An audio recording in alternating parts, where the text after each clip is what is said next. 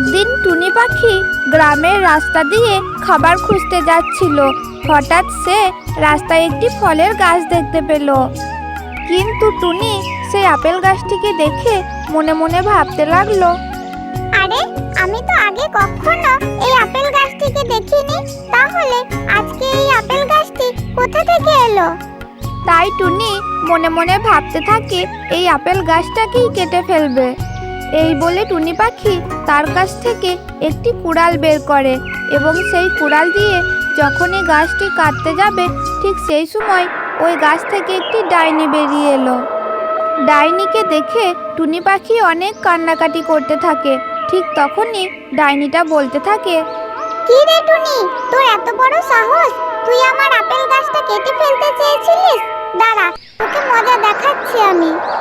এরপর ডাইনিটি সেই টুনি পাখিটাকে একটি কলা গাছে পরিণত করে এবং সেখানে রেখে দেয় এবং সে সেখান থেকে চলে যায়।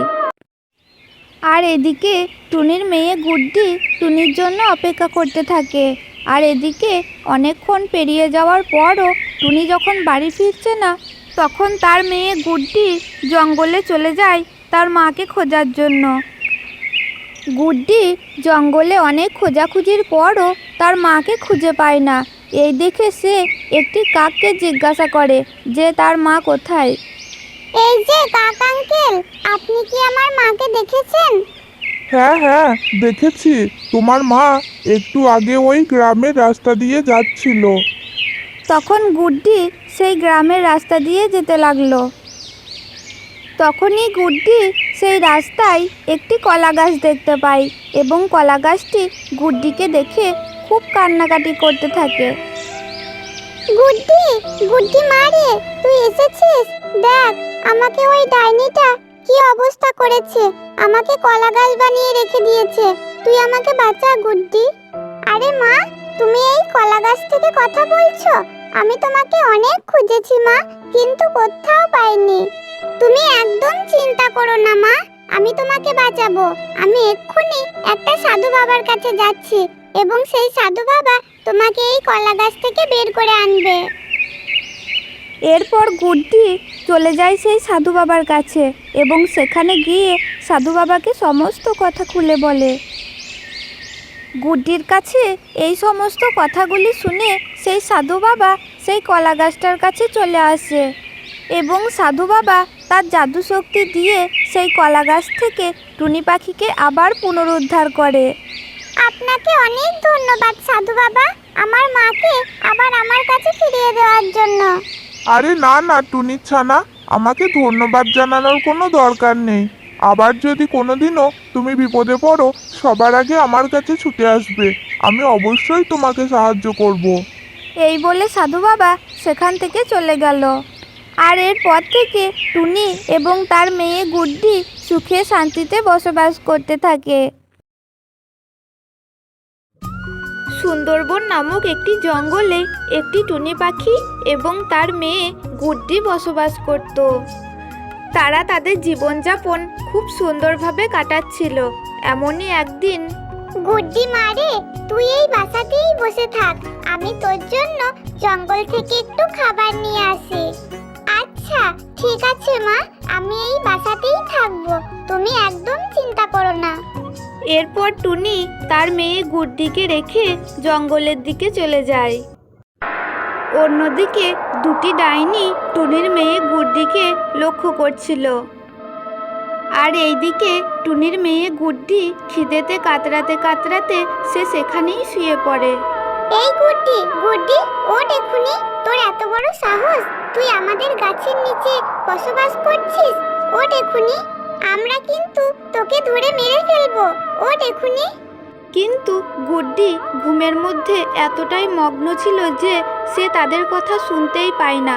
আর এই জন্য সাদা ডাইনিটি প্রচণ্ড রেগে গিয়ে একটি পাথর গুড্ডির উপর ছুঁড়ে মারে। আর গুড্ডি সেখানেই সঙ্গে সঙ্গে মারা যায় এবং সেই ডাইনি দুটি সেখান থেকে পালিয়ে যায়। আর এর কিছুক্ষণ পর টুনি তার মেয়ের জন্য খাবার নিয়ে বাসায় ফিরে আসে, কিন্তু সে দেখতে পায় তার মেয়ে সেখানে মরে পড়ে আছে। আর এই সব দেখে টুনি পাখি অনেক কান্নাকাটি করতে থাকে। গুড্ডি রে, গুড্ডি, তোর এই অবস্থা কে করলো? গুড্ডি, তুই আমাকে একবার বল, আমি তাদেরকে ছাড়বো না। এই কথা বলে টুনি পাখি অনেক কান্নাকাটি করতে থাকে এবং ঠিক তখনই সেই গুড্ডির ভিতর থেকে তার আত্মাটা বেরিয়ে আসে। মা মা, তুমি এইভাবে কেঁদো না মা, তুমি এইভাবে কাঁদলে যে আমার অনেক কষ্ট হয়, তুমি কেঁদো না মা। গুড্ডি, তোর এরকম অবস্থা কে করলো বল আমাকে, আমি তাদেরকে মেরেই ফেলবো। বল আমাকে, তোর এই অবস্থা কে করলো? মা মা, এই গাছটাতে দুটো ডাইনি থাকে, তারাই আমাকে মেরে ফেলেছে মা। কি? ওই দুটো ডাইনি তোকে মেরে ফেলেছে? তুই একদম চিন্তা করিস না মা, আমি ওদেরকে উচিত শিক্ষা দিয়ে তবেই ছাড়বো। এরপর টুনি একটি সাধু বাবার কাছে যায় এবং সাধু বাবাকে সমস্ত ঘটনাগুলি খুলে বলে। এরপর সেই সাধু বাবা টুনিকে একটি জাদুর তরোয়াল দেয় এবং বলে, টুনি, এই তরোয়ালটা তোর কাছে রাখ। যখনই ওই দুটো ডাইনি তোর কাছে আসবে তখন তুই তরোয়ালটা বের করবি এবং ওরা দুজনে সেই আগুনে জ্বলে পুড়ে ভস্ম হয়ে যাবে। এরপর টুনি পাখি চলে যায় তার বাসার কাছে এবং সেখানে গিয়ে বলতে থাকে, কই, কোথায় গেলি? সেই দুই ডাইনি যারা আমার মেয়েকে মেরে ফেলেছিস, সাহস থাকে তো আমার সামনে আয়। টুনির কথা শুনে সেই দুই ডাইনি সেখানে আসে এবং টুনি পাখি তার তরোয়ালটা বের করে সেই দুই ডাইনিকে জ্বলিয়ে পুড়িয়ে ভস্ম করে দেয়। সে অনেক দিন আগের কথা। একসময় সুন্দরবন নামক একটি জঙ্গল ছিল, আর সেই জঙ্গলের মাঝখানে একটি পুকুর ছিল, আর সেই পুকুরে বসবাস করত একটি ভয়ঙ্কর ডাইনি। আর কেউ এসে সেই পুকুরে নামুক, এটা সেই ডাইনিটি একদমই সহ্য করতো না। একদিন একটা পাখি সেই পুকুরে আসে এবং ডাইনি সেটা দেখতে পেয়ে সেই পাখিটিকে একটি পাথরে পরিণত করে। এইভাবে দেখতে দেখতে বেশ কিছুদিন কেটে যায়, আর একদিন একটি টুনটুন পাখি সেই পুকুরে আসে জল খাওয়ার জন্য। কিন্তু সেই ডাইনিটি সেই টুনটুনকে দেখতে পেয়ে যায় এবং সে জাদু করে একটি গাছে পরিণত করে দেয় টুনটুনকে। আর এদিকে বাড়িতে টুনটুনের মা টুনটুনের জন্য অপেক্ষা করতে থাকে এবং সে মনে মনে বলতে থাকে, হে ঈশ্বর, আমার মেয়েটা কোথায় গেল?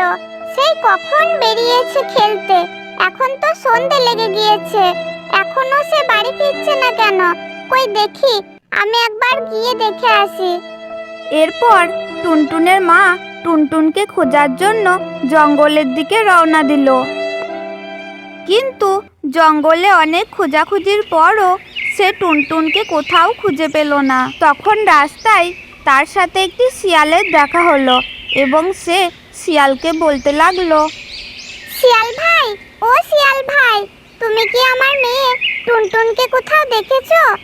দেখো না, সেই কখন খেলতে বেরিয়েছে, এখন তো প্রায় সন্ধে হয়ে গিয়েছে, আর এখনো বাড়ি ফেরার নামগন্ধ নেই। হ্যাঁ গো টুনি বোন, আমি তোমার মেয়ে টুনটুনকে দেখলাম ওই ডাইনির পুকুরের ওই ধারে খেলা করছিল। কি বলছো গো শিয়াল ভাই? ওই পুকুরে তো একটা ভয়ঙ্কর ডাইনি থাকে, আমি ওকে কতবার বলেছি ওইদিকে যাস না, ওইদিকে যাস না, কে শোনে কার কথা? শিয়াল ভাই, আমি আসছি, দেখি ওখানে কি হচ্ছে। এরপর টুনি সেই পুকুরের কাছে গিয়ে উপস্থিত হলো। মা, ও মা, তুমি এসেছো? দেখো না, একটা ডাইনি আমাকে এইরকম গাছ বানিয়ে দিয়েছে। আসলে আমি খেলতে খেলতে এই পুকুরের ধারে চলে এসেছিলাম আর এই পুকুর থেকে জল পান করছিলাম, কিন্তু ওই ডাইনিটি আমাকে একটি গাছে পরিণত করে দিল। মা, আমাকে বাঁচাও মা, যে করেই হোক আমাকে বাঁচাও। টুনটুন সোনা, তুমি কোনো চিন্তা করো না, তুমি এখানে থাকো, আমি এক্ষুনি আসছি। এরপর টুনি পাখি সেখান থেকে চলে গেল একটি তান্ত্রিক সাধু বাবার কাছে, আর সাধু বাবাকে সে সমস্ত কথা খুলে বলল। এরপর সেই তান্ত্রিক তার জাদুমন্ত্র দিয়ে সেই টুনটুন পাখিকে আবার আগের অবস্থায় ফিরিয়ে আনে এবং তারা সবাই মিলে তাদের নিজেদের বাড়িতে ফিরে আসে। তো বন্ধুরা, আমাদের এই ভিডিওটি তোমাদের কেমন লাগলো? যদি ভালো লাগে তাহলে অবশ্যই চ্যানেলটাকে একটি সাবস্ক্রাইব করে দেবে এবং একটি লাইক করে দেবে। ধন্যবাদ সকলকে।